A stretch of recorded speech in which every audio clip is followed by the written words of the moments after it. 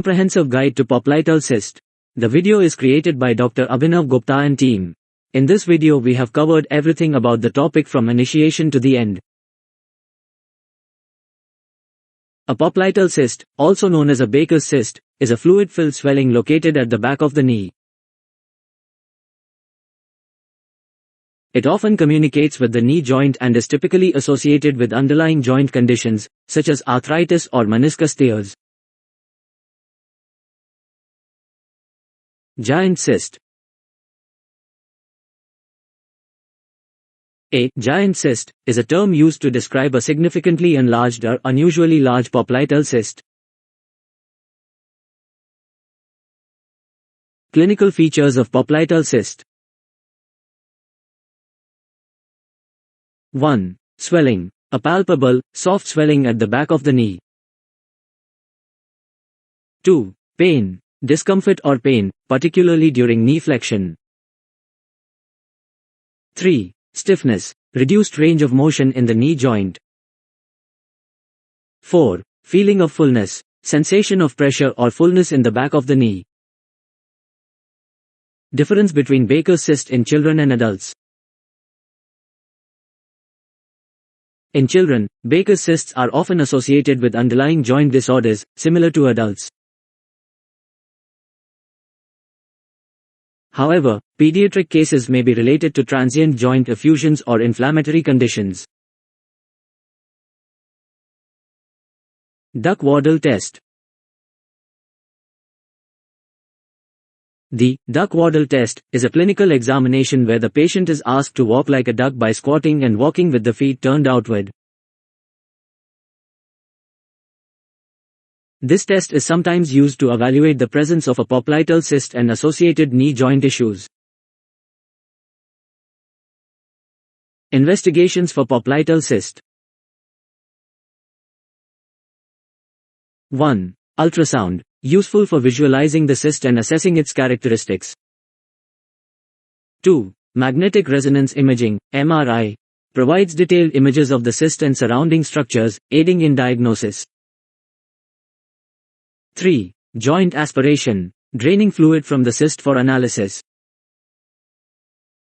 4. Arthroscopy. Direct visualization of the knee joint to assess the cyst and associated joint conditions. 5. X-rays. May be done to rule out other joint abnormalities. Treatment options for popliteal cyst, Baker's cyst. 1. Medications. Non-steroidal anti-inflammatory drugs, NSAIDs, to manage pain and inflammation associated with the cyst. 2. Cyst aspiration. Draining the cyst with a needle to reduce its size and alleviate symptoms. This is often done under ultrasound guidance. 3. Corticosteroid injections. Injection of corticosteroids into the cyst to reduce inflammation and alleviate pain. This may be performed concurrently with aspiration. 4. Joint fluid modifiers. In some cases, medications that modify joint fluid consistency may be considered to prevent cyst recurrence. 5. Physical activity modification. Avoiding activities that exacerbate symptoms or contribute to the development of the cyst.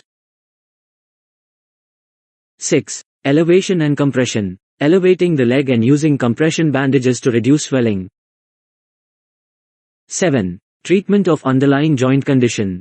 Addressing the underlying cause, such as osteoarthritis or meniscus tears, through appropriate medical or surgical interventions.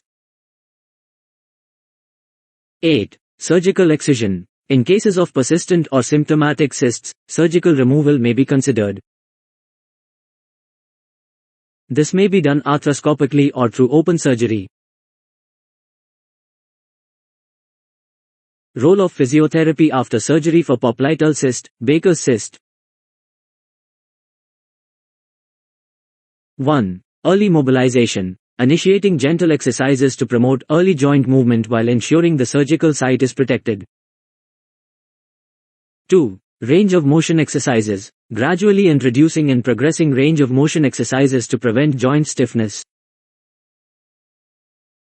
3. Strength training. Implementing exercises to strengthen the muscles around the knee joint, providing stability and support. 4. Gait training. Correcting any abnormalities in walking patterns and ensuring a proper heel-to-toe gait. 5. Swelling management. Using techniques such as elevation, compression, and manual lymphatic drainage to reduce postoperative swelling. 6. Pain management. Employing modalities like ice or heat therapy and providing guidance on pain relief strategies. 7. Scar management. Addressing scar tissue through scar massage and other techniques to improve tissue flexibility. 8. Functional activities. Integrating activities of daily living to enhance overall functional mobility. 9. Patient education. Educating the patient on postoperative care, including home exercises and precautions.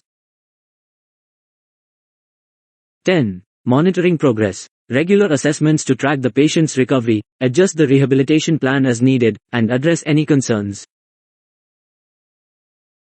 The overall goal of physiotherapy after surgery for a popliteal cyst is to optimize the recovery process, restore normal joint function, and minimize complications. Vote of thanks. Thank you for watching our video. We hope this information has been valuable to you.